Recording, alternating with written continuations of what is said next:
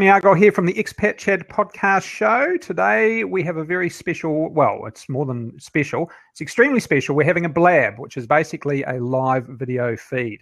For those of you who are going to be listening to this from the podcast, you won't see the benefits of what the rest of us are seeing, but we have our guests here on screen. We are looking at each other, and we have the opportunity for people to come and ask questions. Today we are with Warren and Betsy Talbot from An Uncluttered Life. Hello guys, how are you? Hello, it's great to be here. We are fantastic. We have caffeine and we are ready to go here bright and early in the morning here in Spain. Though we're a little bit worried. I mean, this is our first blab. We're not sure what to expect. Yeah, very excited though. I don't know what to expect either. We haven't been on the blab for that matter, but afternoon for me. I'm off the caffeine on the cups of tea here, so I'll have that to sip on as I go. Nice. But today we're going to be talking about basically uncluttering your life, which is what you guys are all about, and how to get clarity. And I'd have to say, from the people we've spoken to so far with the interviews we've done, the first step seems to be, if you're wanting to be an expat, if you're going to become an overseas traveller, decluttering is the starting point. And for a lot of people, that has a lot of hang-ups and a lot of issues, doesn't it? Yeah. It's a big issue because there's so many. Well, Betsy can speak to it more because she's a pack rat. So it depends on the type of person you are. I think there's two approaches you have to clutter. So I was certainly a nester, and I got a lot of comfort from my possessions. And that was the one thing that really almost kept me from leaving the country, was thinking about all my stuff and that level of comfort that I had. So there was a lot to work through, not only with my stuff, but also with my mental stuff, because there was a lot of clutter up there too, in learning to let go of that and embrace the life that I had. And it's so funny. I think of all those things that I couldn't let go back then, and I can hardly remember them now. And I never thought I would get to this stage. It's a work in progress, isn't it? So really with clutter, are we talking physical here or mental? Which do you think is the bigger barrier for most people? I think the mental is definitely harder. I think that it creates more struggles and more challenges, and it throws more obstacles in our path, because those feelings of overwhelm, a lot of people tell us that they are stuck. These are the types of concerns that happen. I think physical clutter can become a problem, and it's a component of it. But the stuff in our heads, the self-limiting beliefs, those habits that we get into that we have trouble getting out of, those are the bigger challenges that face most people. Well, I think that the physical clutter is a manifestation of the mental clutter. When you can't let go of your present life in order to go off for a new opportunity, for a new adventure in an expat life, there's something else there holding you back, and that clutter is just a symptom of that. And so once you start working through the mental clutter, the ways that you've cluttered your money, your space, your time, all of that, then you can start to let go of some of those things. And that's exactly what I did, and how I was able to let go of so much of that. It's interesting, the comments we get from people who have decluttered their life. Like, it is a big issue to work your way through, but the words I hear from people are relief, freedom. The impact is quite phenomenal, really, isn't it, when you get to that point of seriously decluttering the clutter you have? I call it an instant diet, really. I mean, once you start getting rid of that stuff, you feel slimmer, lighter. I mean, really, it's the cheapest diet plan ever. We should sell it as a diet plan. We should sell it as a diet plan. That's a great idea. It's this feeling of weight that's on your shoulders and your chest. I don't know if you feel it that way. I certainly do. But once you let go of some of that stuff, it's just this, you think of what is the yoga move where you open your body up to the sun? That's exactly how I feel whenever I got rid of all of that. Yep. No, huge impact at the end of the day. I mean, what's the impact of having too much clutter? Because we don't really know that it's there. We're pretty much unaware of it most of the time because it becomes part of a habit, doesn't it? But honestly, I mean, you're talking health damage. What sort of things can really too much clutter cause in your life? Well, usually what typically happens if it's stuff, it's usually standing in the way between you and the things that you want. And the same thing can be said for the mental clutter. So if you think of a glass that's filled with water. There's absolutely no way to add anything else into it. It is full. That's the way it is with our homes. That's the way it is with our time. We only have a limited amount of time or money. So what happens is that once it's full, if you have nothing else you can add into it, the problem is you become overwhelmed because there's no way to do the things that you want. There's no way to add that extra space to become the artist that you've always wanted to be. And you're struggling as to, why can't I start that business? Why can't I start painting? Well, there's no room for it in your life. So the clutter is actually stopping you from doing many of the things you want. As you start removing that, you start removing a little bit from the glass and from your life, you start creating more of what you want, and you start being able to add in and try things So I think that there's a huge health impact, but more so it's the mental impact and that feeling of being drained and just kind of, I really wanted to do more with my life, but I don't have it. I don't know why I can't do it. Well, you talked about health impacts, and the two of us actually lost a combined 85 pounds. I can't remember the conversion in kilos. Yeah, it's about 40 kilos. About 40 kilos. Once we started decluttering and moving on to our expat life. And I think a big part of that was letting go of the clutter. There's a popular guy, I think he's English, but he has a decluttering show in the United States. And he wrote a book, and he actually made a correlation between weight gain and clutter. So there is a health impact to it. And you think about it, if you do have physical clutter and you do have mental clutter, then it is a pretty good indication that you're probably going to have clutter in the way that you eat, in the way that you nurture your body. So yeah, there's definitely a connection. Clutter impacts every single part of your life if you let it in.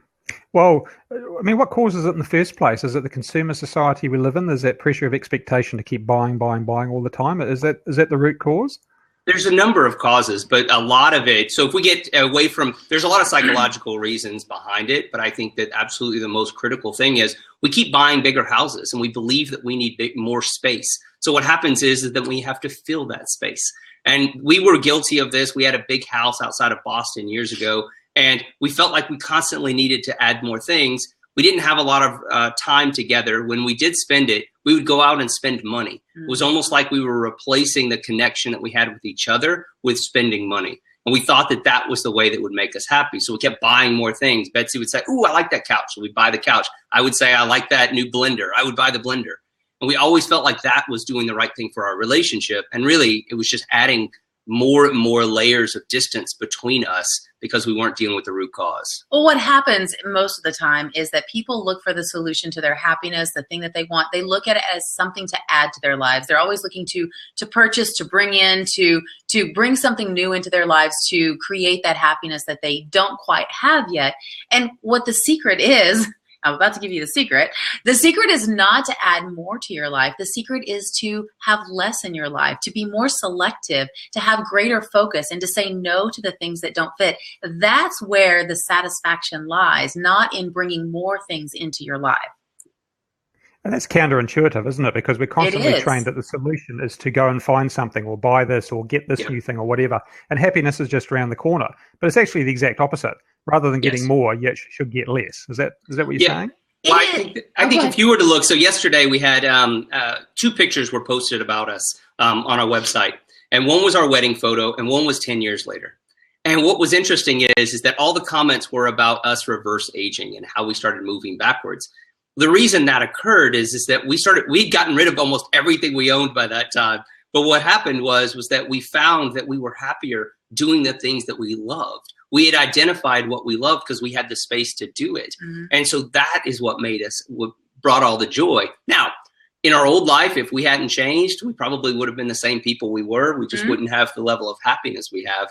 But the more you give up, and then the more you add into it, whether it be experiences, time with your friends and family, the things that really matter to you, now you start finding true happiness. And that's the difference here. It's not, we certainly do not advocate a minimalist lifestyle unless that's what you're looking for. When we talk about pulling things away and getting rid of things, we're talking about the things that don't work for your life. So you can still have a big house and stuff and all of that and be living an uncluttered life. You get to decide what an uncluttered life is, and that's removing what's not working for you so that you can have more of what does. So again, I want to make sure that we're not saying minimalist and simplicity because that's not the solution for everyone.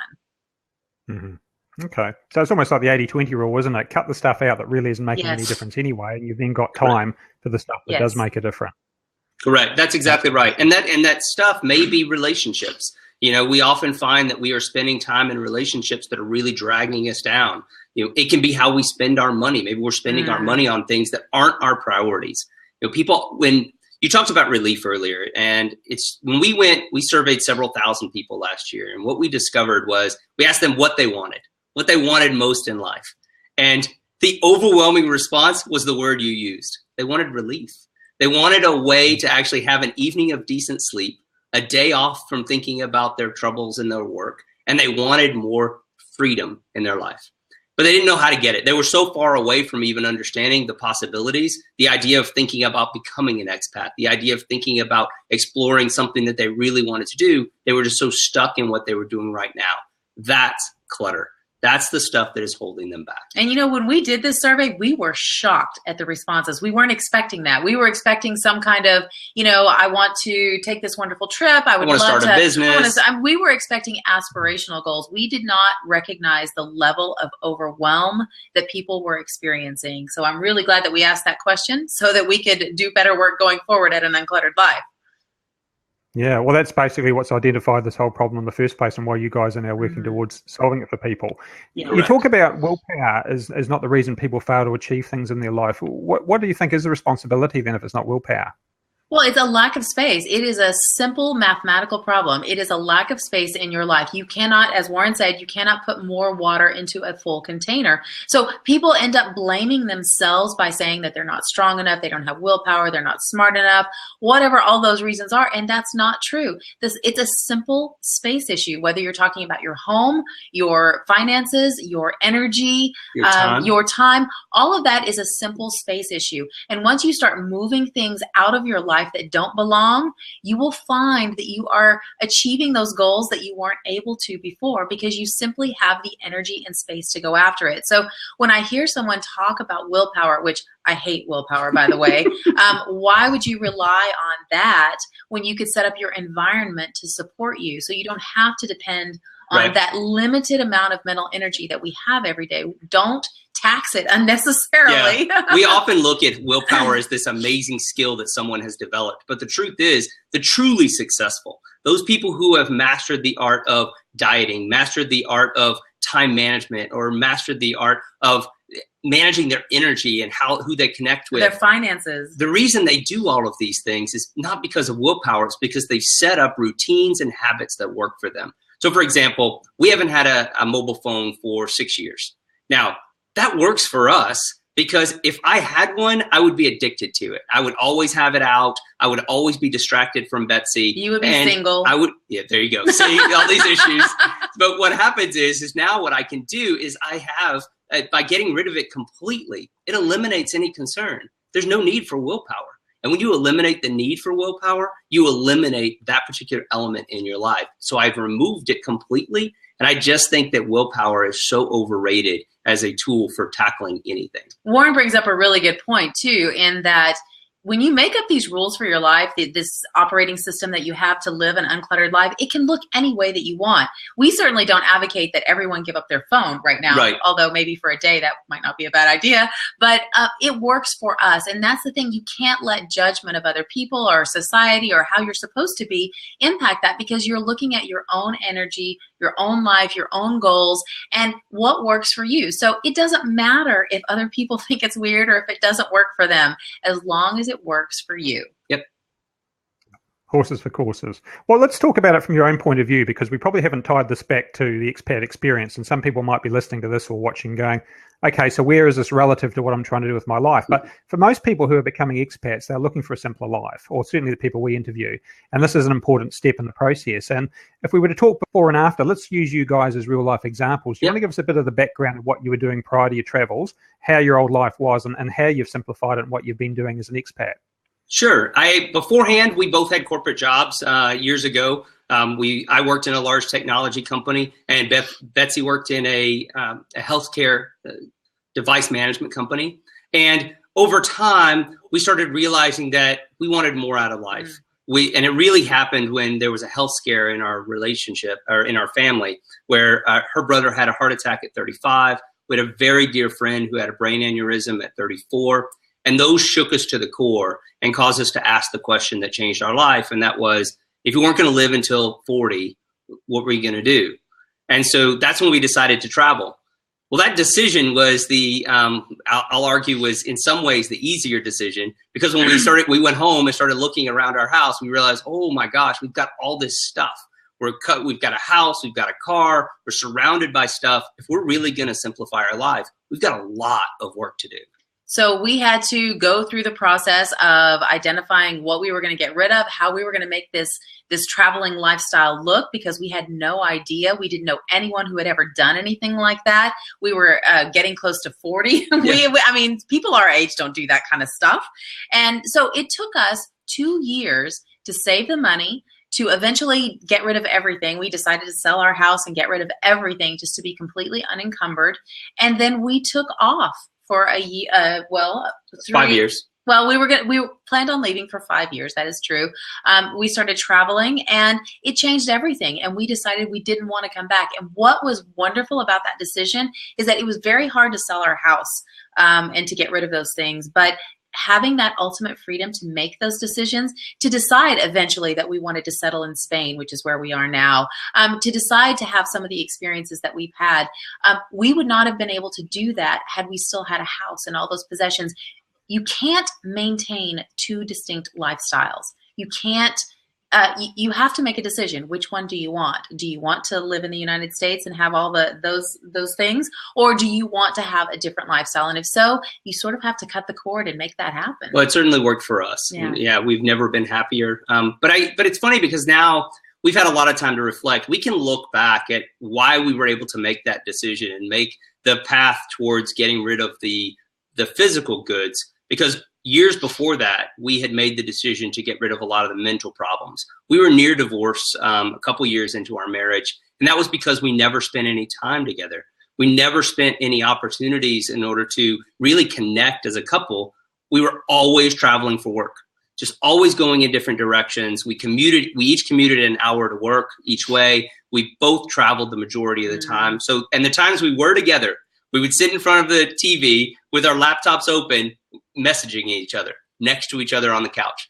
It was just a sad existence, but one that was probably was our own making because of the decisions we had made. Now, at that moment, when we started, choosing our relationship, choosing our life, choosing to create whatever lifestyle we could, that was a baby step forward. And we just continued building on that over the years. So one thing I would say to anyone contemplating a big life change, you can start now with something a little bit smaller, and your comfort with change and uncluttering grows. It grows over time so that you can achieve these big things, because I can tell you, at the time we first started uncluttering our lives, at that point that Warren is talking about, I could have never pictured what we've done since. I could have never pictured the trip, even moving to Seattle. I could not picture, certainly not living in Spain, writing books. None of that stuff was on the radar. And that's what happens in a cluttered life, is that you cannot see the opportunities around you. It's impossible to see because you have so much physical and emotional stuff around you. But once you start clearing that away, it's like standing in a field of wildflowers. You look around and you think, oh my gosh, look at all of this. All of this. You want to just lay back and do, I don't know, not snow angels, but whatever you do. Flower angels. Flower angels. But you couldn't see it before. And that's the magic of uncluttering, is that your life is already beautiful and filled with opportunities. You just can't see it yet. Yeah.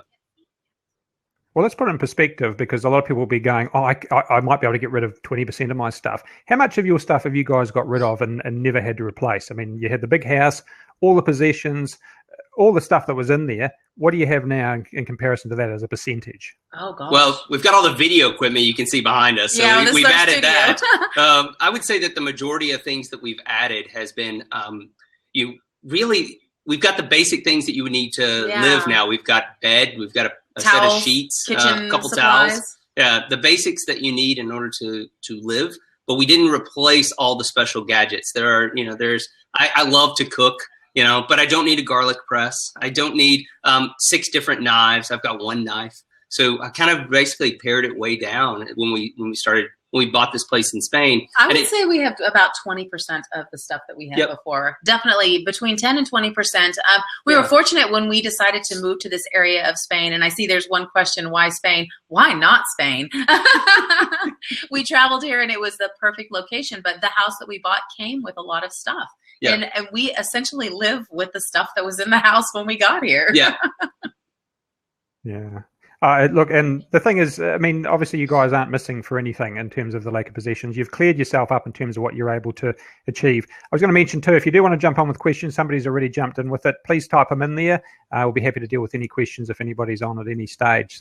So you guys now, you've basically uncluttered your life, and I mean, I can see the situation for you. You're sitting side by side and you're busy messaging each other. It's getting pretty extreme, but that's how busy a lot of people's lives are, isn't it? I mean, your situation is, as crazy as it sounds now, is not uncommon, is it? Not at all. It's not. We talk to enough people.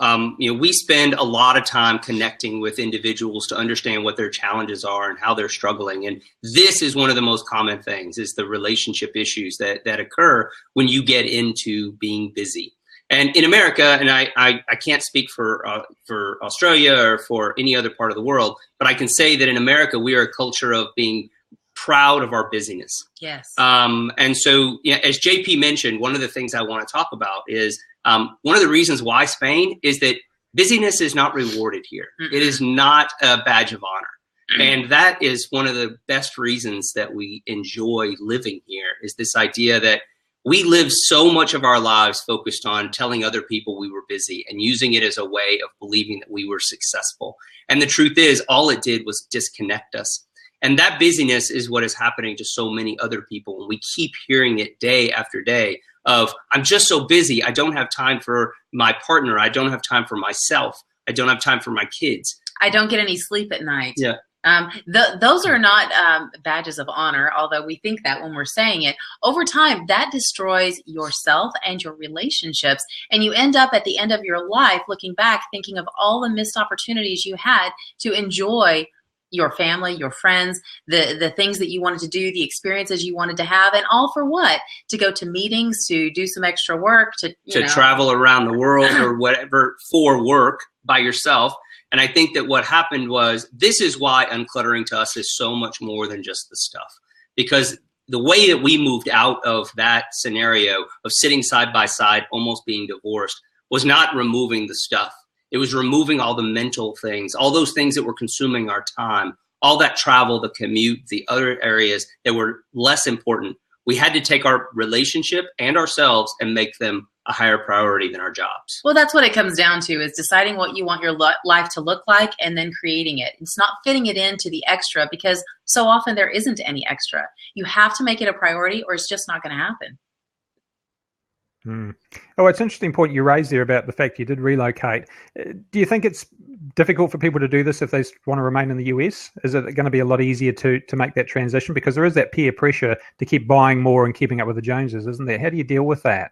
I don't think it's hard. I think it's challenging because of the mental aspect. But I think once you make the decision of my life is more important than my job. My wife is more important than my job. My health is more important than my job. Once you make that decision, then it becomes a process in which you start identifying what you want. It started for us very simply. We sat down one night in that bleakest, darkest moment of our relationship and our lives, I think, and sat down and wrote out a list of what we wanted our life to look like. All the things that we wanted in our life and all the things we didn't. So the commute, the constant travel, the long hours at work, the eating unhealthy, eating processed food, all of that went on that list. And then on the positive list, we want to live in a city. We want to live in a place that is smaller. And I know that we have a question from JP talking about the tiny house movement. And that's exactly the issue. It's that idea. We put it on there. We wanted to live in a much smaller place. And the reason is that was something that fit us. So it can all start by creating a list of what you want in life and what you don't want. And I think that's where it begins. Okay. But interesting point, and you touched on this earlier, it's about what works for you, isn't it? So if you want to still have a big house, you can. You just have to unclutter the areas that are not what you want to be doing. So yeah, you make the choice for you, the one that works accordingly, and you stick to that. And I like your point, you've got to plan what it is you want. And most people don't do that. They don't sit down and set goals in the first place. Something I want to ask you guys about, I know you talk about the ways of saying no to people, because I think that's one of the things that is a problem for a lot of people, is trying to say no. And you've got some great tips to suggest to our viewers on that. Do you want to share, I think, is it the 5 ways of saying no? There are 5 ways of saying no. 5 specific considerations to go into when you think about saying no. I thought we would just do the perfect no. Okay, the perfect no. The components of a perfect no. This is really easy and good to know. So anytime you're in a situation and you have to say no, the first consideration is to give yourself a little buffer. So instead of saying, can you do me a favor? Yeah. Instead of saying sure, like we always do, you're supposed to say, what do you need? And once you start practicing that, you get away from that quick little sure that you then have to talk yourself out of. You should always weigh you should always weigh the impact of your decisions as well, so that you understand how it's going to impact you and how it's going to impact the other person. And then when you do say no, say it and start it with a compliment or sympathize with the person. If they're really dealing with something really difficult, you can actually say, I feel that this is a really difficult time for you, but I'm sorry I'm not able to help. And then use the magic 2 words. This time. I can't help you out this time. That's magic, because it shows that you've probably helped them in the past. Right. You're open to helping them in the future. It's just this one time that you're not able to for whatever reason, and there's no guilt there. It means that you're still open. Yep. Another one down. You can always. I hope Leah's not listening. You're also able every single time, when possible, or whenever possible, offer an alternative. So that if the person's asking you to go and do a favor for them, do something different, offer an alternative. You can't do it, but ultimately you can help them out by giving them an idea. So maybe get your brain working on that alternative and be able to move forward. The most important thing to remember is that no is a final conversation. It's not a negotiation. So you open it up to negotiation when you give an excuse. Any old excuse, even if it's true, but more than likely it's a white lie. So don't even do it. Just say no, or hold to your own personal boundaries. Right. I'm not doing that because of a reason centered around me. So you don't want to go. So you don't want to go to a party because you want to spend that evening at home. I need relaxing. Some downtime. So you can't really argue with that. If I say I need some downtime, but don't make excuses. I'm not feeling well, or I've already got plans, something like that, because then you have to remember that the next time you see them. Which gets into I think for me, one of the key elements that's the biggest switch for us in saying no. And that's the difference between being kind and being nice. Now, being kind is actually telling someone the truth, being really honest with them, telling them why you're not going to do it, being for your personal boundaries, and being clear and saying no in a direct way. But a polite way, not a rude way. Agree, yeah. But But being nice is telling them a white lie or telling them something they want to hear. Now, a really simple scenario is when you go and you tell someone, you have spinach in your teeth. That's being kind, because you're telling them, I don't want you to go and deal with this. I don't want you to have to go and wander through the rest of the day. But that moment, we've all had it, that moment of awkwardness. You know what it's like, where it's just in there and you tell, I think you got it right there. It's just really uncomfortable. But that moment of awkwardness passes. And what you've given the person is the opportunity, is the truth. You've helped improve their lives. And so that is the difference. You deal with that moment of awkwardness and move beyond it. I like it. I'm armed and dangerous now.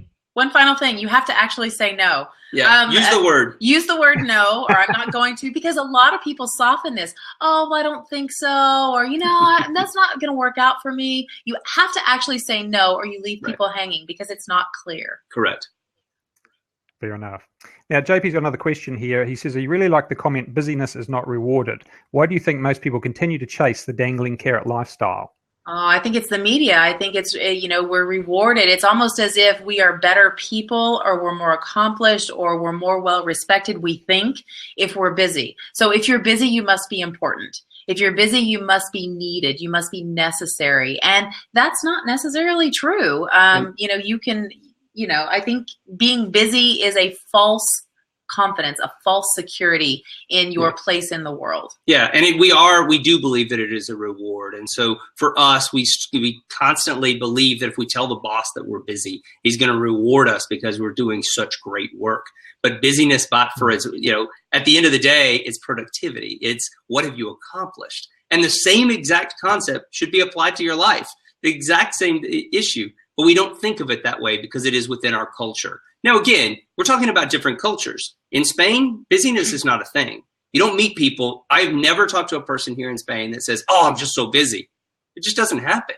It's not part of the conversation. They may talk about, some challenge going on in their life, or they may explain what's going on at home, or they may talk about an illness in the family.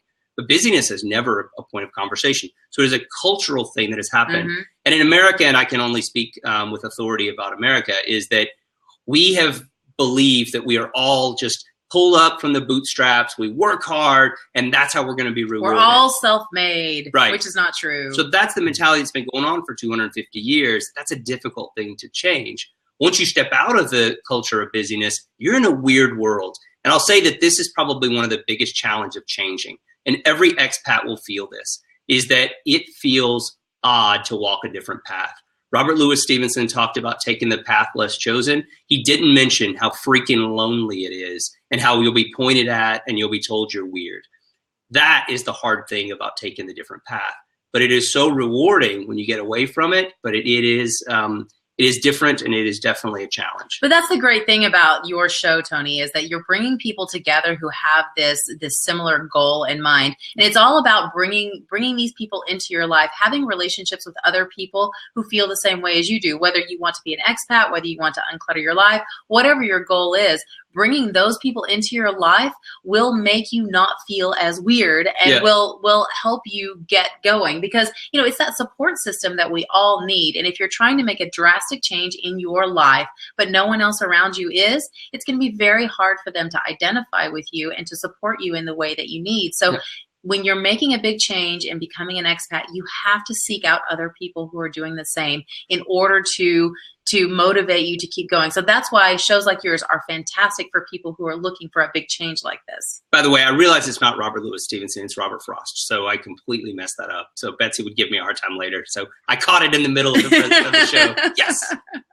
That was lucky. That was very lucky. Yes. It's cultural guilt, though, isn't it? It's trying to get over the cultural guilt. And you're right. You do think that you're on your own with it, and that's what this show is about. Is about people sharing the experiences of other expats and realizing that it's possible to do that. And also, that's really what your website is about, because you've set up an Uncluttered Life as a means of giving people support to do that. Now, part of that you've got is your Clarity Clinic, isn't it? Do you want to just explain what that's all about? Yeah, so the Clarity Clinic course is we've taken that 10 years of knowledge that we have, everything that we've learned and applied since that moment, that dark moment, and we took it from there and started writing out everything, all the different systems that we've put in place. We've systematized and created actions around every single element that we changed in our lives, and then we've put it into a course form. This is a comprehensive course based on the thousands of interviews that we've done over the years to basically help people move beyond the overwhelm. The whole course is designed to free yourself from the life that you currently have so that you can have the life that you really want. It's not about chasing goals, except for the ultimate goal of uncluttering your life. Yeah.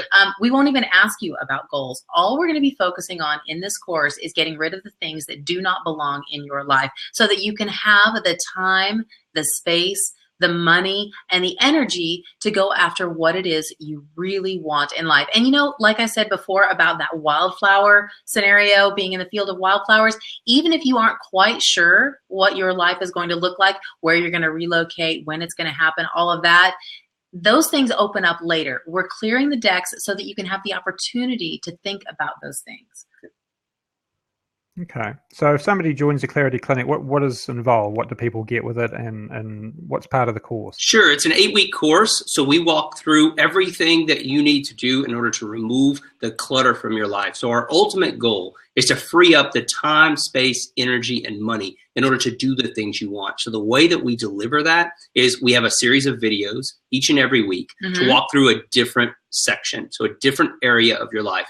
But it all starts the first week. You'll dive in and understand about yourself. Betsy and I are almost complete opposites in every way, in what motivates us, what gives us energy, how we approach decisions, how we approach new opportunities and friends, everything. So understanding that is the first step, because oftentimes we feel so uncomfortable and we feel like we're in the wrong skin when we're in an environment with a bunch of people that are different than us. And we're trying to be someone else. We're trying to be who they think we are. Introvert, extrovert is an easy example. For me, I'm an extrovert. This conversation, I'm going to be so excited at the end of our conversation, Tony. I'm just going to be buzzing for an hour. Betsy, not the same.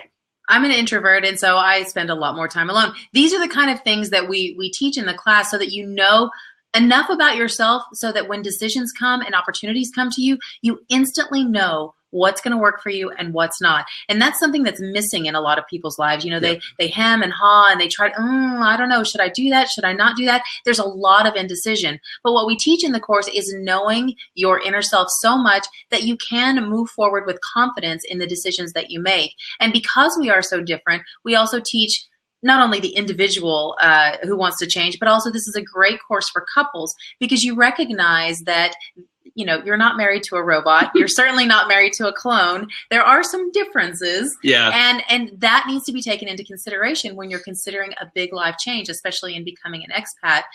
There are a lot of things like that to consider. We also go through and have a number of actual resources and actions and exercises that we go through in order to start helping you remove things from your life, to identify ways that you can manage your time better, you can manage your spending better, to remove those poor spending patterns. One of the things that causes us to stick with the life that we have is we are habitual creatures. We've created habits for everything, from the moment we wake up into what we drink and to how we go to bed at night. We are extremely habitual.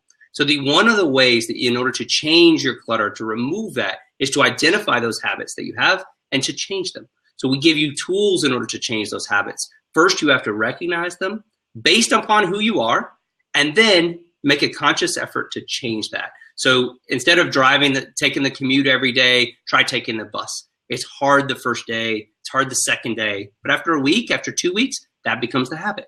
Now you've started creating a change. Well, it all comes down to identity. Once you start seeing yourself as an expat, once you start seeing yourself as someone who lives in another country, your habits, your ideas, all of that changes. And that's one thing we go into in the course is identity. Right now, you're sort of just thinking about it, not quite committed to the whole thing. So a lot of these changes seem much harder to make. But once you solidify that identity, these things flow much easier. And we go into that in detail in the course. But the thing that I'm most happy about in the course, and that's going to help most people, is the direct level of access that they get to us. Because we have a private community that people can talk to us every single day. And then every week for 8 weeks, we have a live group coaching call with a Q&A afterwards. So if you've ever wanted to make a change like this and have direct access to people who've done it and have made plenty of mistakes and can help you steer clear of that, as well as go for some of the best practices, then certainly this is your opportunity to have direct access to us for 8 weeks to ask every question you've ever had. Excellent. Well, as you say, it's that support network, isn't it? So if you're in there with like-minded people, you'll find that you're not alone. You're not trying to solve this on your own. There's other people who can work with it with you. So overview then, you get 8 weeks of access. Yes. Now, that looks as though reading through what you've got here includes live coaching calls? Yes. Yep, we have live coaching calls every week, and we also provide with a private group, so we have the community aspect as well. And so all of that is available, as well as we have videos and exercises and resources and worksheets. And one of the things that's important is that you have access for as long as you want. So the actual course is an 8-week course. So you get emails every week that are going to give you encouragement and inspiration. But encouragement and inspiration only go so far. That's why we're all about action. We want people to take that action, but they can take it at their own pace. If it takes them a year to go through the course, no problem. It's not going anywhere. Nope. It's there. Once you pay for it, it's yours forever. Exactly. Okay. And the group support, is that via Facebook? Is that right? Yes. It's a private, closed community. No one will see what you're writing. No one will even know you're part of the group. It's Fight Club rules. What happens in the group stays in the group. Excellent. So if somebody's looking to join this, what's the cost involved? What's the deadlines? What do they need to do? So the deadline is January 31st. So that's when registration ends. The course begins bright and early on February 1st. And the course is $297 US. So we have stuck it to one currency. So sorry for everyone else out there. So $297 US for 8 weeks, 8 live coaching calls, direct access to us every day. Most importantly, the ability to move beyond the overwhelm to see what's possible. We are so stuck in the lives that we have now. That's the price that we're going to give. And it's the first time we've ever done this course. So we're delighted to be able to do it. We've also limited the number to 50 people. Yeah. So the reason is that we want to provide as much value to individuals as possible. So that's the goal. So we're really focused on delivering this for the future. Now, I should tell you, because we are limiting that to 50 people, we're already over halfway there. So, there are a limited number of seats available. But again, we want to be able to provide the level of access and the level of attention that we need to each student. And we just don't think that we can, for more than 50 students. Yep. Right, fair enough. Well, look, I've popped the link for it down in the bottom right-hand corner, which is clickable whether or not you're watching this live or the replay. So if people are interested in knowing more about the course, they can click on that. If you're listening to this on the podcast, we'll have this episode up in the next couple of days as a podcast episode, and you can go to the Expat Chat /an uncluttered life. That's the Expat Chat /an uncluttered life. I've got the .com on there, I better put that. The expatchat.com /an uncluttered life. And you'll be able to link through to the course. It sounds brilliant. Sounds like what I need at the moment, to be quite honest, because we're, for those listeners who are part of our podcast and know our story, we are expats, but not very exciting ones. We're Kiwis that have moved to Australia, but we're planning to move further afield. And we've actually been talking lately about, if we're going to start doing this, we've got to start thinking now about the clutter in our lives. And I'm very conscious of the mental clutter as well, and it is there. And it's just part and parcel of your life. Yep. And you don't deal with it. And I think half of it is recognizing that it is there, which a lot of people don't do. But then it's the process of what you do to work through dealing with it. And obviously what you guys have put together from your own experiences, your expats, you've been through this process yourself, you've worked with other people that have been through the process. I think your course sounds very exciting. I think it's a fantastic resource. Well, thank you. So the link is there, guys, if you want to click on it. It's on the bottom corner of the screen, or as I say, go to theexpatchat.com /an uncluttered life. Or straight to your website and unclutteredlife.com. Yes, absolutely. We would love to have you there. And we have resources every single week with our podcast that will provide you insights into helping you clear out the clutter to be able to see more of what's possible in your life. And, just take the first step. That's the important aspect. Brilliant. Guys, thank you. It's been a pleasure speaking with you both. We haven't had the opportunity to really get into the detail of your travels, but we have actually got a podcast episode coming up with these guys about their own life experiences. So you'll be able to check that out on the website in the near future. It'll be coming up on iTunes as well in the not too distant future. But Warren, Betsy, it's been a pleasure speaking with you both today. I've enjoyed it. I've learned a few things. I've been noting down how to say no. Which I know I need to do more of. And I love your tips for that as well. But it is a whole process. There's a lot involved with it. And I think your Clarity Clinic sounds like it's hitting the nail on the head for a lot of people. So thanks for joining us today. Thanks for sharing your knowledge and experiences and what you've been through. And thanks for encouraging our viewers and listeners to realize there is a better way out there. And it's guys like you coming on and sharing your experiences that make all the difference. So we appreciate it. Thanks for joining us. Thanks, Tony. Thanks, Tony. Thanks so much.